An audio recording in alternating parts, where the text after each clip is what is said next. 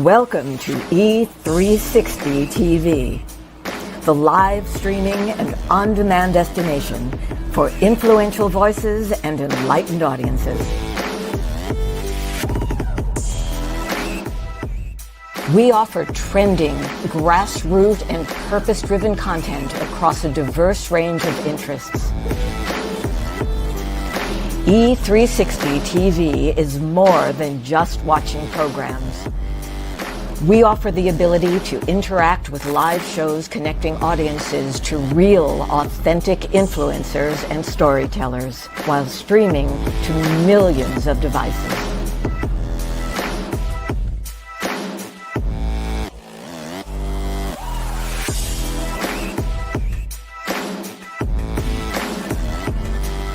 Real experiences. Raw conversations. One destination for it all. E360 TV.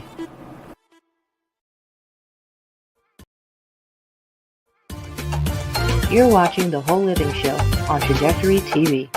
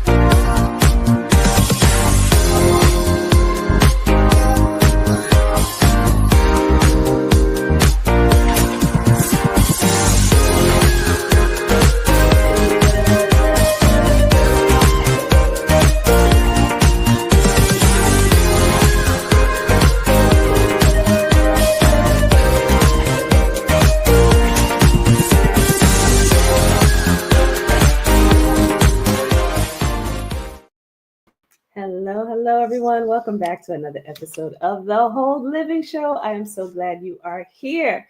And as always, I have the most amazing guest backstage.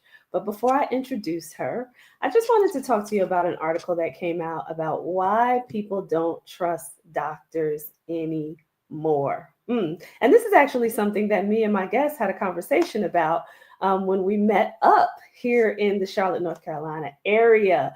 But some of the reasons why people are saying that they don't trust doctors is because they're getting misdiagnosed. And there are medical errors around those misdiagnoses. They're saying they may be overdiagnosed or overtreated. They are also saying that there is a conflict of interest between the doctors and the pharmaceutical companies and the healthcare companies. And also just misinformation that they're getting from their doctors. And with all of the social media and so much information, just being able to go on the web and Google or search, use another search engine to get information, people are really looking now to get more answers and hopefully advocating a lot more for themselves. So we're going to continue to have this conversation, but I wanted to know what you all thought about that out there. And have you had experiences? I would love for you to write in or send an email or go to our Facebook or YouTube pages and talk about, whether or not you still trust doctors, or if you've had some challenges that you've had with doctors, let us know what that is, because we're going to be talking about this over the next couple of weeks. So I wanted to mention that those are some of the reasons why, and we'll continue to get into the conversation. We're going to give an example next week right here on the show. And the reason why I'm so passionate about this is because I've had my own health journey, but more recently, I've been on a wellness journey with my son, and we've gotten a lot of misinformation and had to do some searching for ourselves and had to find different doctors. And sometimes that's what it takes to go to other medical professionals that will give you the answers that you need, or take more extensive testing if you're not getting what you feel like you should be getting from your first physician. So again, we'll get into this conversation as we continue the show, but I want to introduce to you the beautiful Nicole Smith, who is waiting backstage. Nicole Smith is a powerhouse keynote speaker and emotional intelligence coach who ignites transformation in leaders and teams. As the founder of JMS Creative Leadership Solutions, she delivers high-impact workshops and keynotes that don't just inspire, they redefine how individuals show up, lead, and connect. And she's going to tell us how. Her mission is to rehumanize the workplace. I love that. And help leaders unlock their extraordinary potential through the power of emotional intelligence.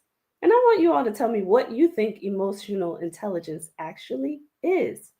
With expertise spanning talent management, human resources, education, and adult training, Nicole blends cutting-edge research with real-world strategies, creating engaging, interactive experiences that move beyond theory into action. And that's what it takes to get things done, action.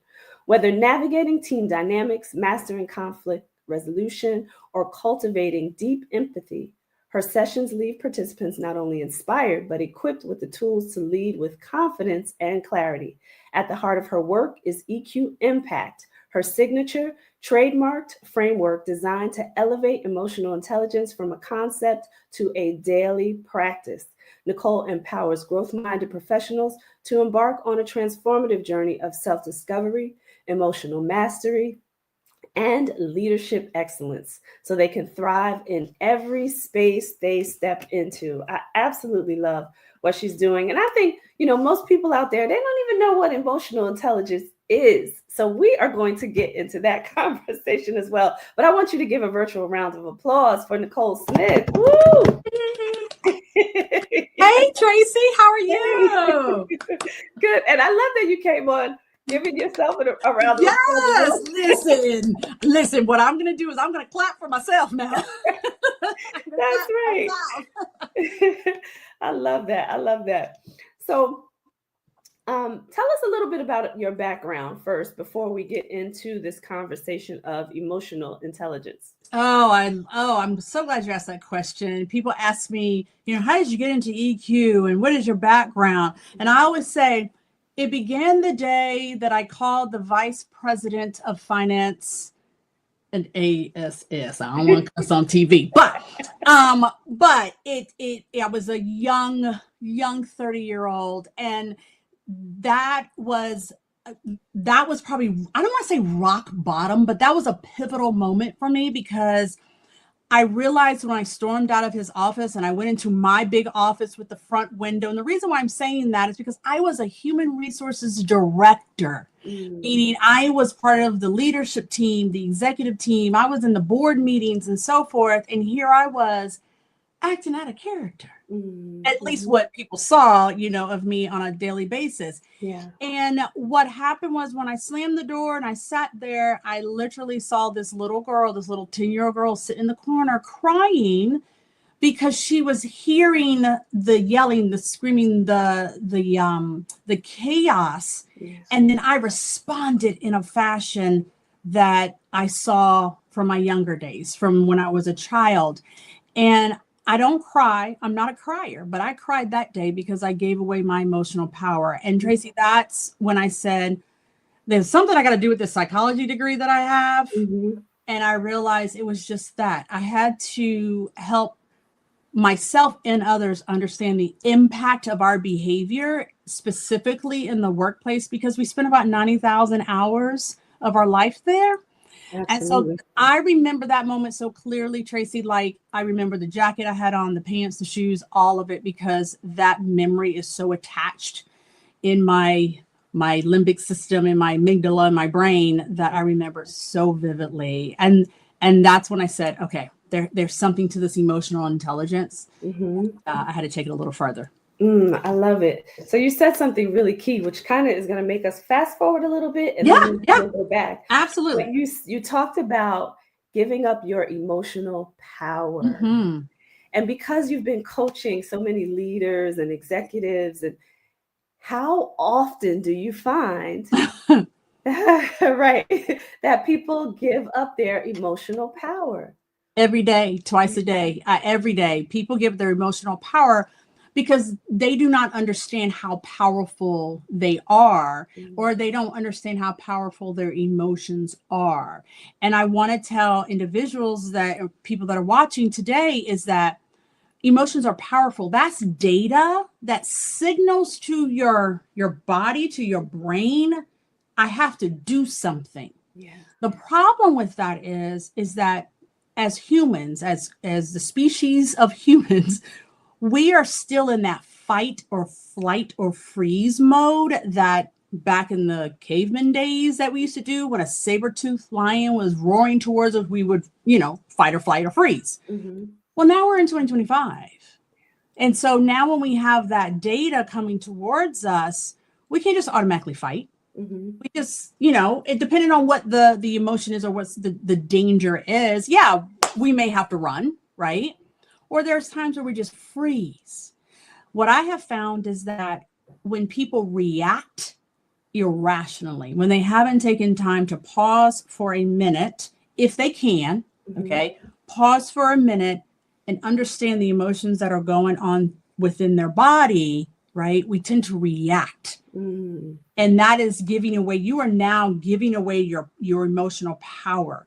And you're basically creating a perception of yourselves that people will always have in their mind. I can guarantee you, I can go back to the location, the organization I was working in, where I had the trouble with the vice president, and everyone will remember that day. That They moment, will yeah. remember that moment, because that Yeah. is the perception that I gave. So now we have to sit down and think, what is the legacy that we want to leave?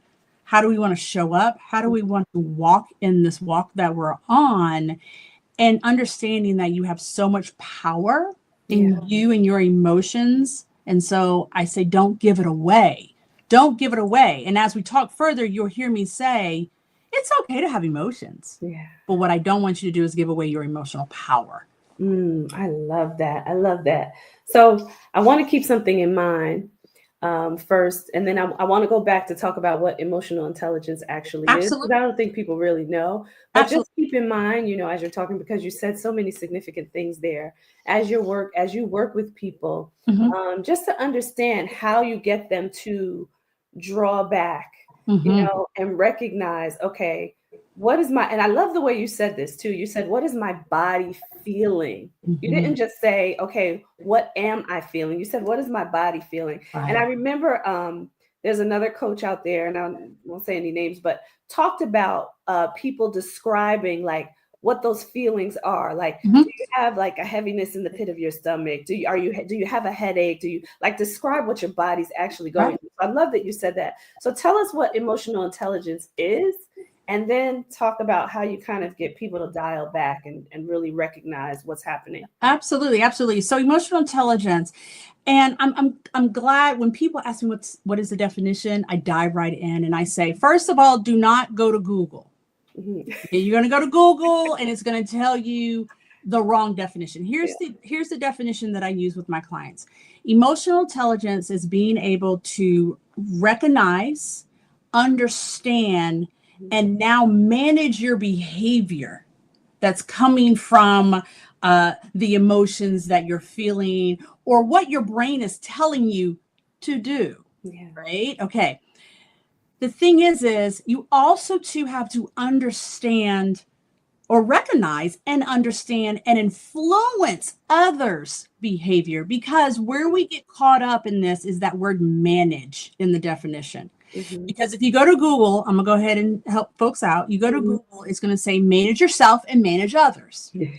That is where we get frustrated because we're trying to manage others. And sometimes we have to sit back and manage ourselves. So in my world, when I speak to a lot of leaders, it's not always about leading others. It's about how you lead yourself, that self-leadership. So this is where I want people to sit back and put your shoulders down and take a breath, because we are focused on you when we talk about emotional intelligence. And hopefully through the journey, right? Through the journey, you will be able to influence others in your behavior. And the example I give to this is always a personal example. Your children. Your children are watching you. How are you managing yourself? When you get upset with customer service, when you're out in the streets and you're shopping and so forth, and someone cuts you off or somebody doesn't give you the right change back at the store, how are you now managing your behavior? And your children are with you. They're watching you. So now how can you influence them? So when they go off into the different world on their own, you know that they are being good stewards in regards to their behavior as well. Yeah. Great example. So that's how I like with EQ. And I want individuals to know that EQ right now is the foundation that you are standing on that determines how you show up every day. So I say that because I want people to understand that it feeds into how you show up. EQ, you're standing on it right now. You're standing right now. Yes. Oh, that's good. That's good. So talk about how you help people dial back. Okay. So what's interesting about me is that if you watch me on social media, on my Instagram and even LinkedIn, I give it real, right? I don't talk about a lot of theories, because you can go study the theories. And I have taken a lot of time in my education and certifications to study theory as well. But that's not what you want from me, right? So I'm going to say it just like this. How do I allow you, or how do I help you dial back so you don't pop off? I'm saying it just as you hear today, so you don't pop off at work, pop off at home, at your spouse, significant other, partner, or even children. The first thing I'm going to say to you is pause. And just saying that right there, you paused. You sat back. When I said pause, you just stopped. There's this saying that I always say, the power of the pause. A lot of people say it, so I don't want to coin it as mine, but the power of the pause. I want you to pause. I want you to process, and I want you to persevere through, keep your peace, and to keep your power. So when you pause, you are actually giving your body space to be able to gather yourself, gather your thoughts, understand your thoughts, because you can now control them. I can't say you can stop the thought coming in, but you now can control what you do with that thought. So you gather yourself, you give yourself time to process, and now you're going to be more intentional with how you move forward. It can be 2 minutes, it can be 3 seconds, it can be 2 days that you pause. Tracy, whatever the situation calls for. Right? Whatever the situation calls for. So you're going to pause, and now you can be a little more intentional in your actions. This does not mean you cannot be firm. It does not mean you cannot be assertive. You can be firm and assertive, and now how you intentionally move to get your message across. But now what's going to change is that whoever is receiving your message, they're going to receive it the way you're giving it with clarity, right? So you pause and take a breath. And you know, Tracy, in your work, there's all kinds of box breathing. There's all kinds of methods that you can use to calm your nervous system down. Calm your nervous system down. There's a reason why we say hot head or hot tempered, because when you get riled up, your body temperature rises, your brain temperature rises, and now you are, quote, a hothead. But now, how are you? Now, what is the perception that you're giving off? What is the perception given off? But I do want to put a little asterisk. There's nothing wrong with being angry. You can be angry. You have every right to be angry. Mhm. But now what are you doing with that emotion? Because the emotion Yeah. is not telling you now how to act. Mm-hmm. It's data. It's data. How do Oh, I that's intentionally good. move forward? Yeah, it's data. Yeah. That's all it is data. It's not saying, Tracy, you're angry, so you need to turn that table over and go cuss that coworker out. That is not what it's telling you. That's not what it's telling you. What it's telling you is that something's going on. Something has triggered you. Something has challenged you. Mhm. What is it? And to figure that out, you have to pause. Yeah. And there's a couple of things that were happening for me as you were speaking. One, the way that you mentioned pause automatically put me in a space where I felt more peace. Yes. Yeah. Yeah. It was just saying the word.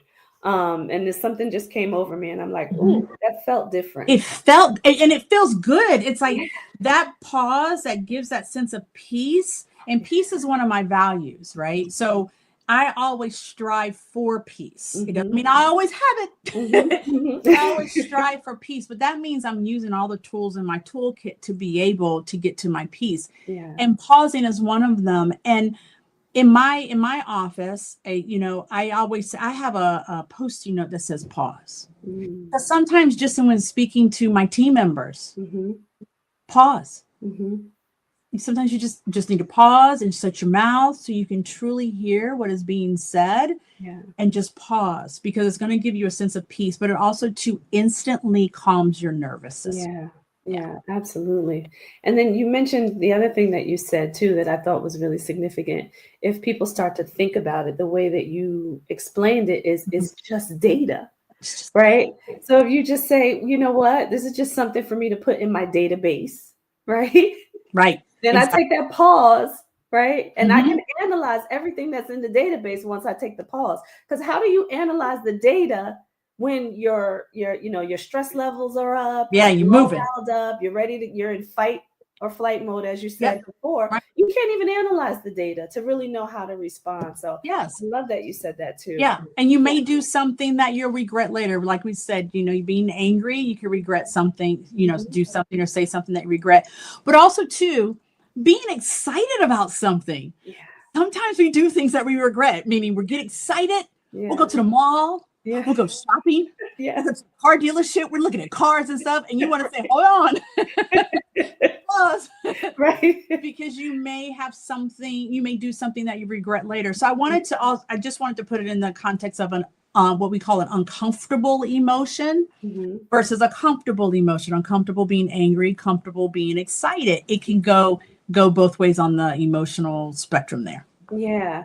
And thinking about the health aspect of that, right? Your cortisol levels, the stress levels, right? That stress hormone goes up no matter if you're excited or if you're angry, right? And it Yes. all feels the same. It doesn't Same. pause right there, right? It doesn't feel the same way, but your body's response is the same, right? Yes. So you made a good point. I'm glad you said that. Your body does respond the Mm-hmm. same. Mm-hmm. And if we were to sit back, it feels the same too. Mm-hmm.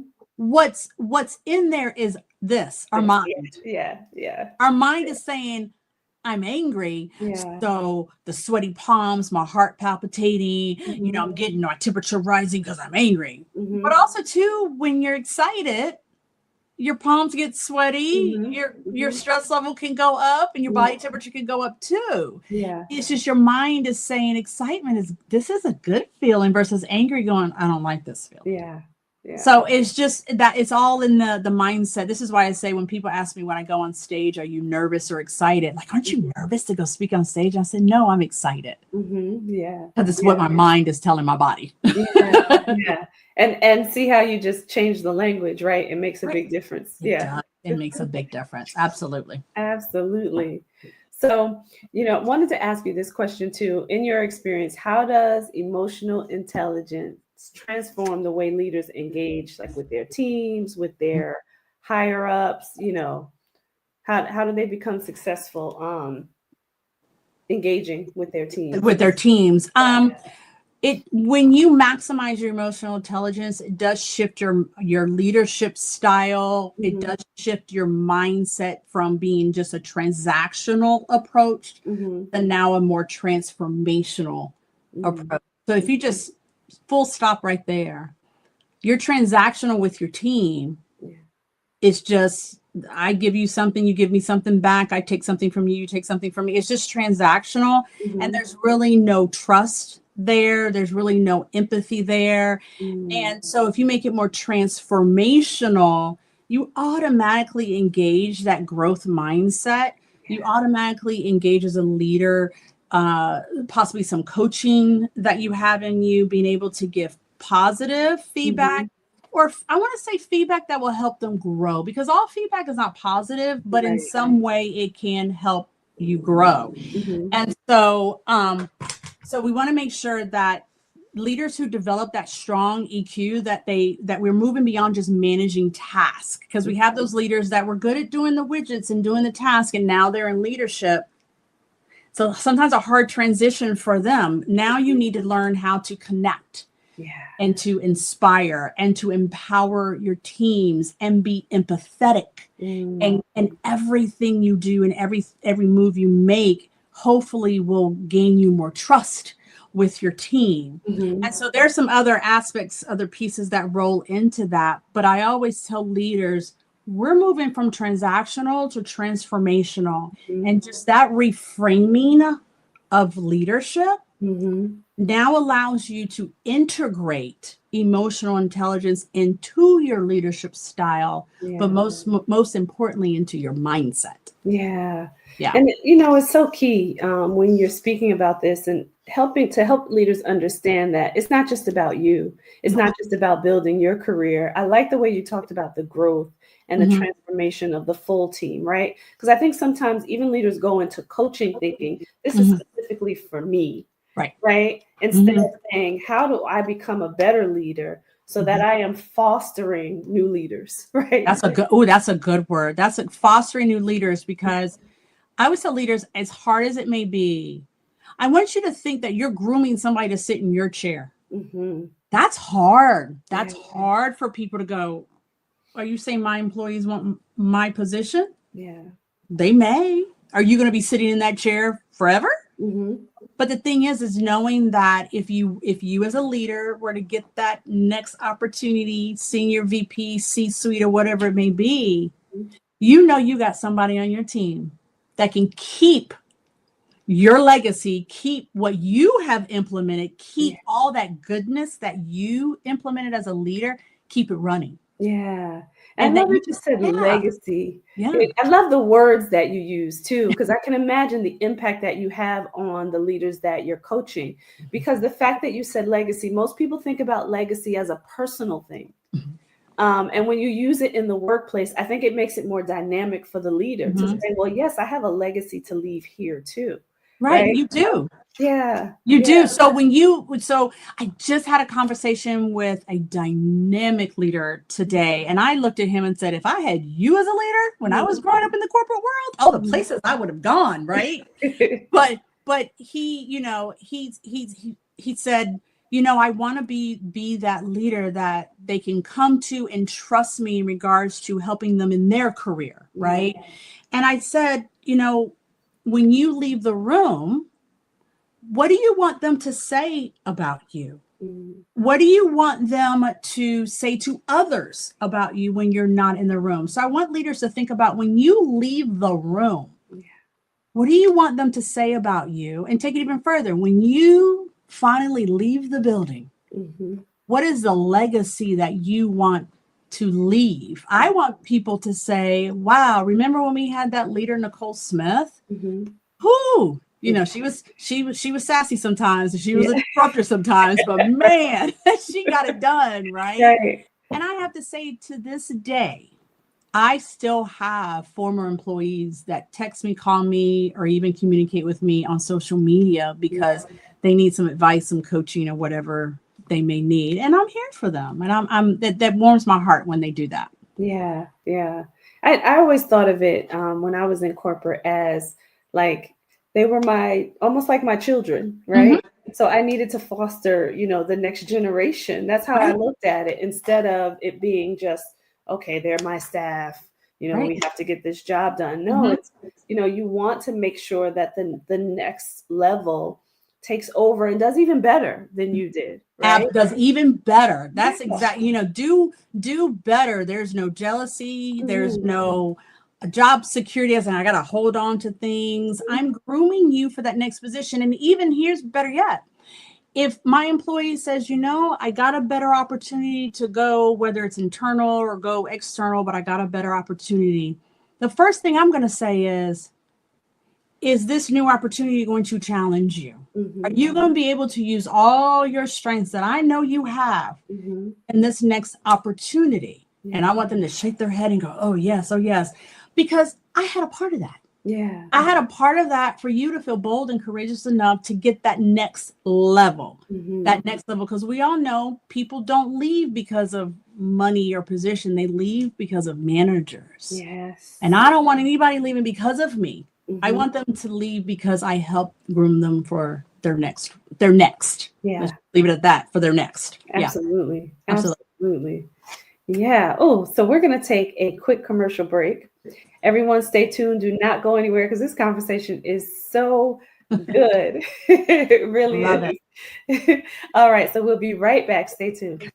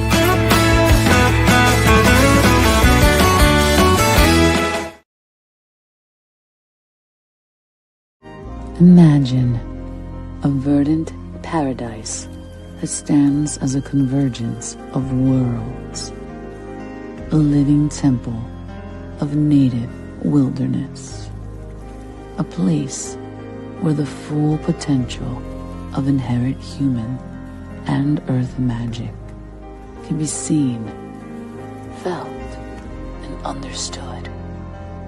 A space that attracts the brightest and best of educators on the leading edge. A place of permaculture designed for the benefit of future generations.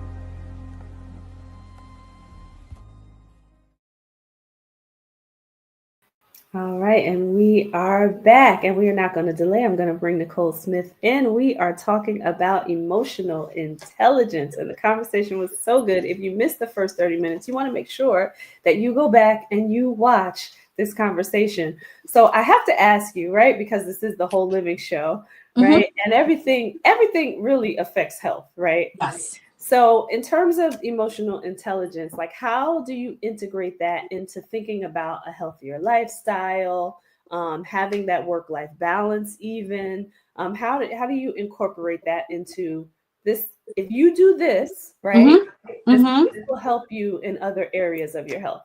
Oh my goodness. Number one, stress. Yes. Yes. That stress, as we spoke about in the first 30 minutes, that cortisol, trying to bring that down. Now, I'm not going to say I am perfect at it. Yes, there are some very stressful days. There are times where, some days are harder than others, but like I said, I have tools in my toolkit to help me get back to that peaceful state.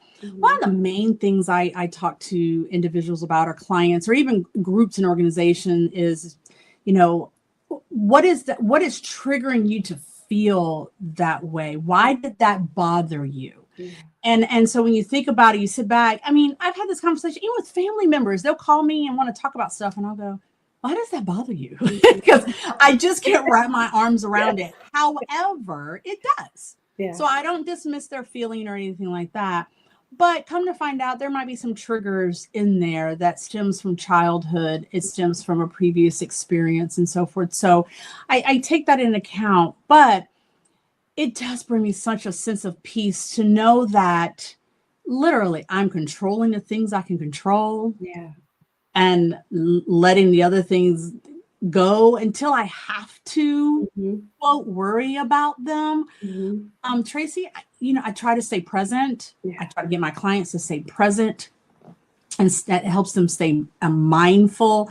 And some people have different definitions of what present means, meaning like put your phone away and don't take selfies. And when you go somewhere, be in the moment. Well, sometimes people like to take pictures. They like to capture those memories. Yeah. So do that if that brings you peace and keeps you happy. Yeah. But be mindful of where you are and your surroundings. And are you truly feeling joy with what you're in? Yeah. And even in the workplace, understand what's triggering you.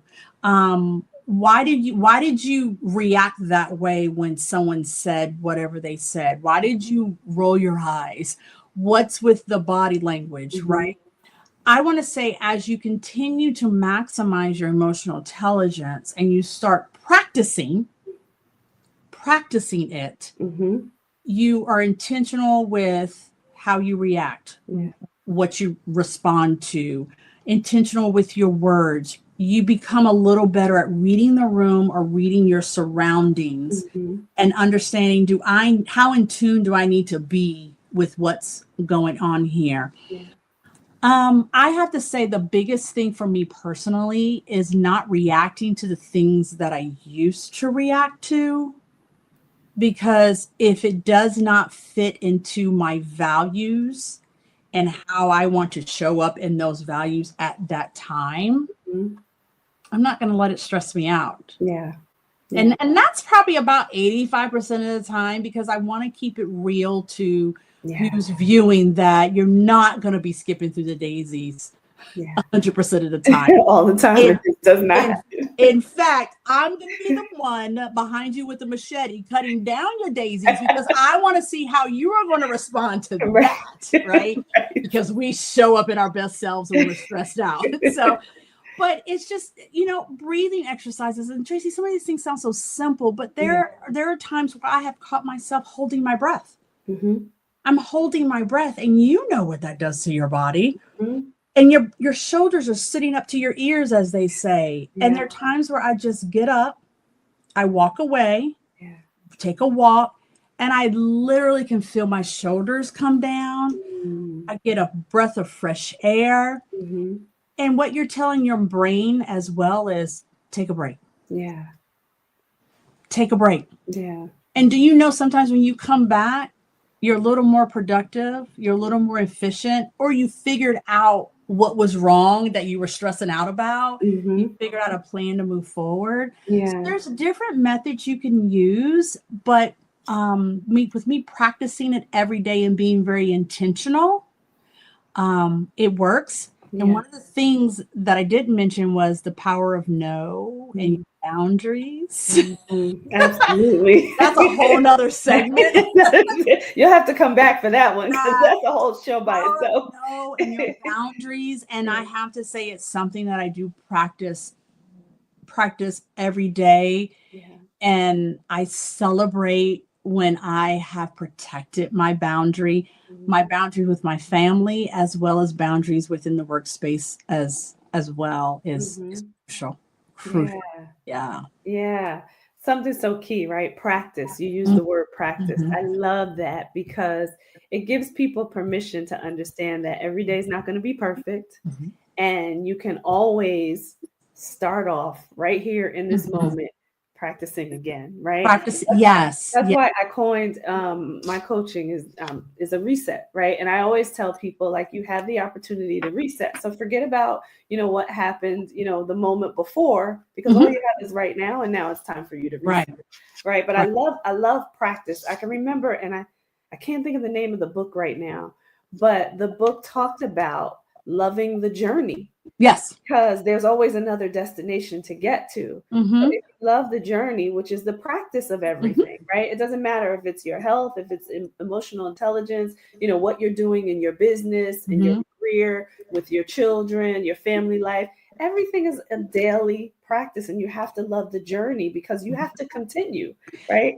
You have to walk it. That's why I don't Yeah. necessarily call myself a life coach, Yeah. because I'm walking in this life with everybody else. And there's Mhm. things I learn every day. There Yeah. is a lesson in everything if you're paying attention. I even learn things from my clients because I don't ever act like I know everything. Mhm. But you have to practice, and along with that, give yourself grace. Yeah. Because you're not perfect. This whole perfectionism syndrome that people have, I don't mean to burst your bubble, but you will never Get there. achieve perfection. And so Right. take a breath on that. Take a Exactly. breath, full stop. You will never achieve perfection, but you can give yourself grace and you can practice. And I actually give my clients homework Mhm. because when we had homework when kids, we had to practice, right? Mhm. So you Mhm. have to practice. So when you go into that meeting and no one says anything about your face expressions, Mhm. no one says anything. Normally people call you out about your face expressions, but today they did not.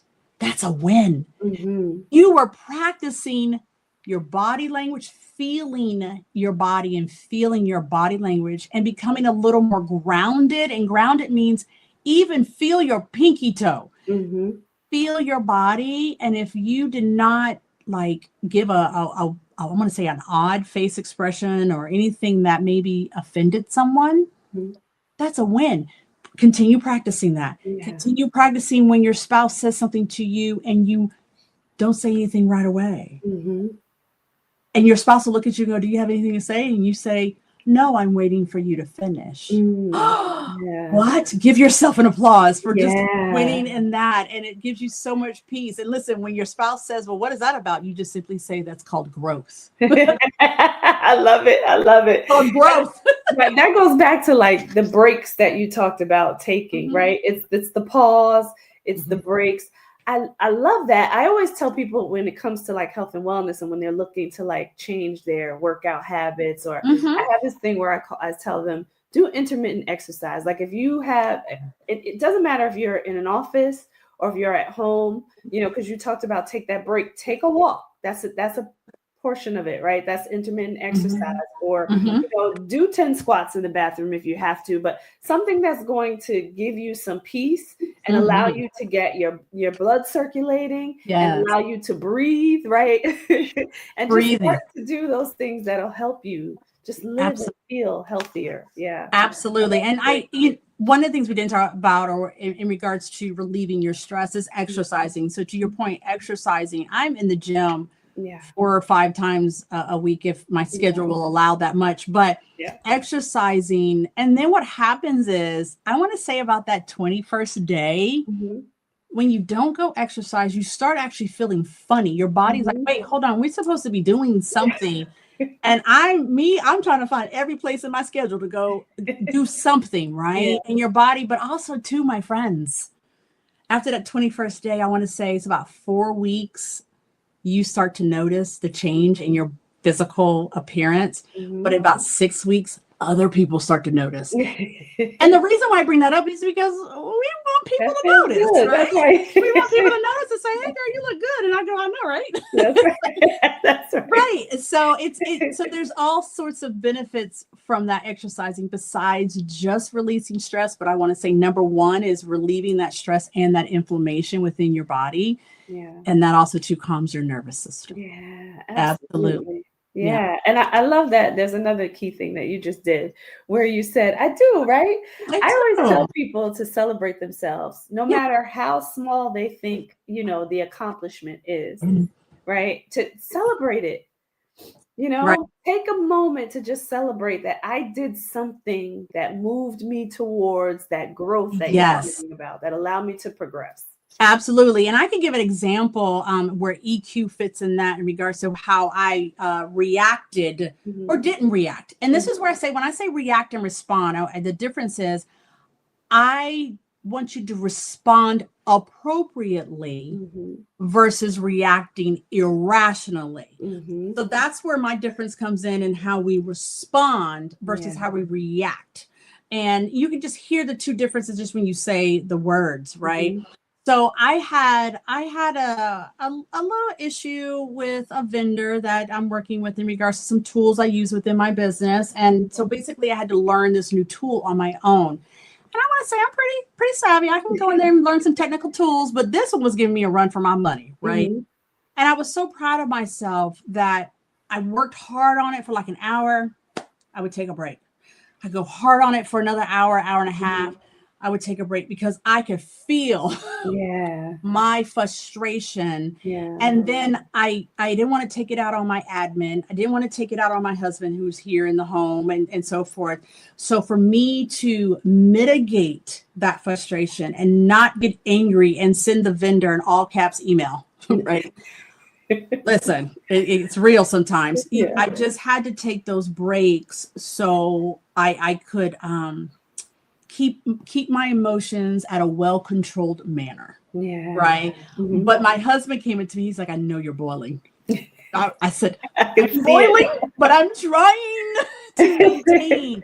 And that's where that EQ sets in. That's where that emotional mastery, that self-regulation comes in, to where I didn't shoot off that email that I was like, gosh darn, it might've been an ego thing, but I'm gonna learn this tool.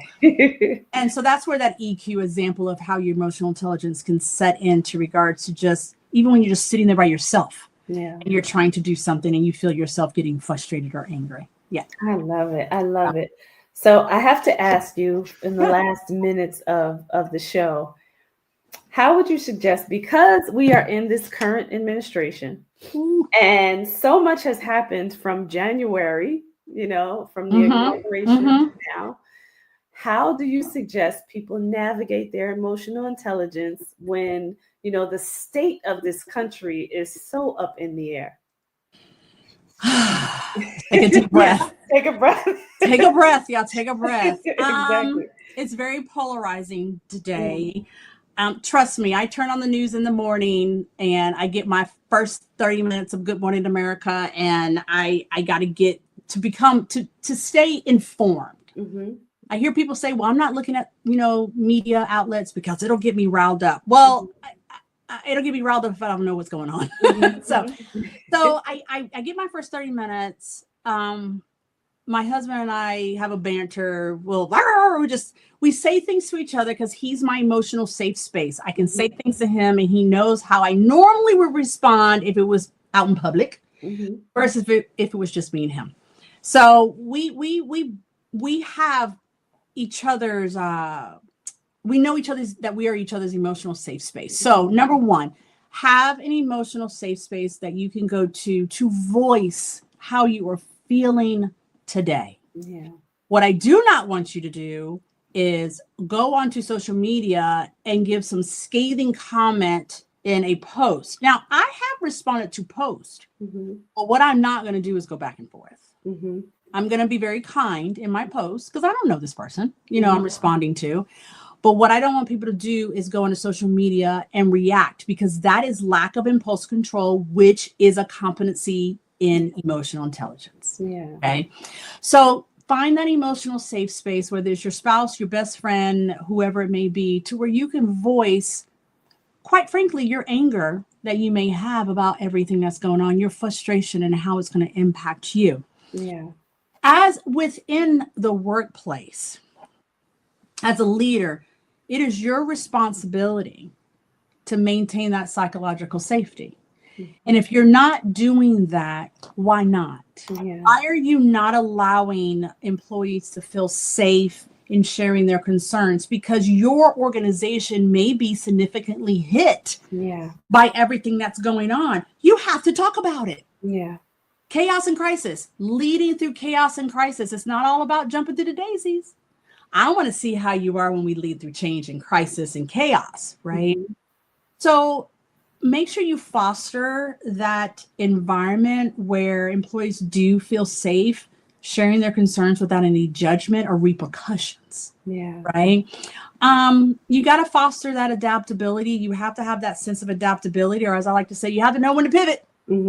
Okay. And that's a part of emotional intelligence, knowing yourself and how you respond to pivoting or being able to adapt to the things that are taking place.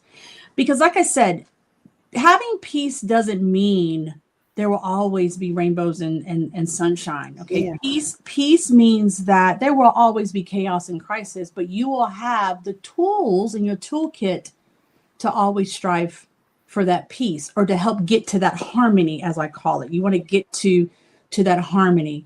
So we need to make sure that our emotional agility, our emotional just that our emotional agility is in place, and we have to be fluid, and we have to be agile, and we have to understand that other people have feelings about what's going on, okay? And not to mitigate or dismiss their feelings. Yeah. You may not be angry about something, but they may be, and or vice versa. And so being able to demonstrate that empathy during these times and that compassion is so crucial right now, even in the workplace, because with your employees, you don't know what they're dealing with. They could have had their whole family let go from the government because that's where their family was working, right? The government is more than just DC area. It's the government. It's all over the country. Right? All over the country. Right? State, Right. local, nonprofits are being hit because now they're trying to reorganize where they're going to get funding. School systems are being hit. Yeah. So this is where I say, as a leader or even as a colleague, you need to demonstrate empathy. It is so crucial right now and so important right now. And empathy can mean just sitting back and seeing it from their perspective. May not be happening to you, but you understand their perspective and how it is impacting them. Yeah. And so as a leader, adaptability, empathy, and communication are those key skills that I always say for 2025, but now I'm going to say for the first quarter. Right. Because who knows what's going to look like later. Exactly. But make sure as a leader as well with emotional intelligence, or anybody really, that you're leading with that integrity, because these are uncertain times and people are looking for things to trust. Yeah. And you might be that person that they're reaching out to trust. Yeah. So just keep that in mind. Yeah.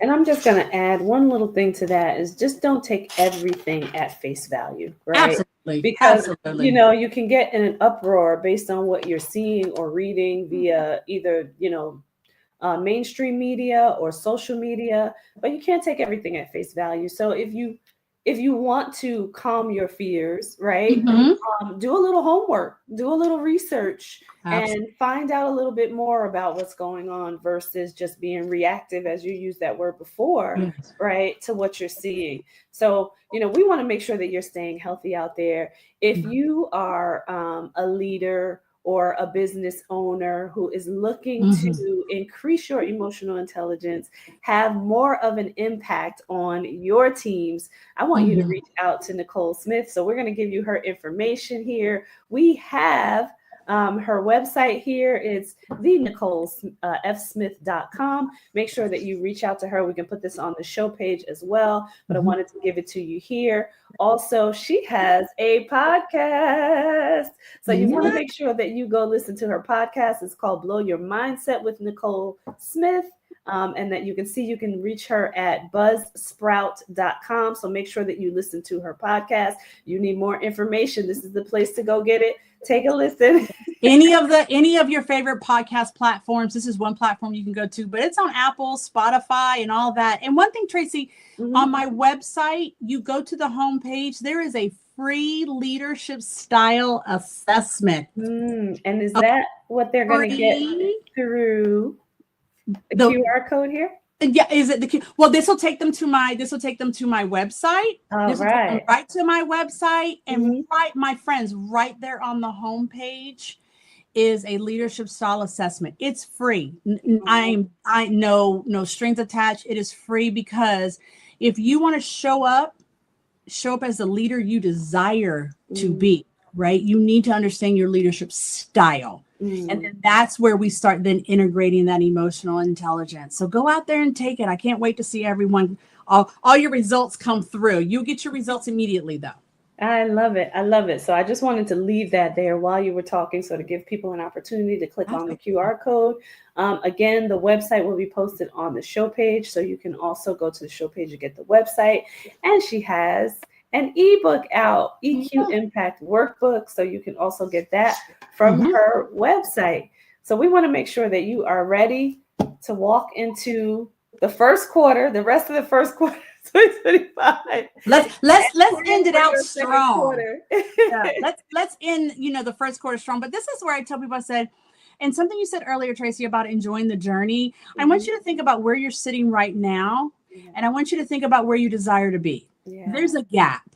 That's the journey. Enjoy, play in the gap, have a good time in the gap, and learn about yourself and walk in that journey to get to where you desire to be. So have fun in the gap.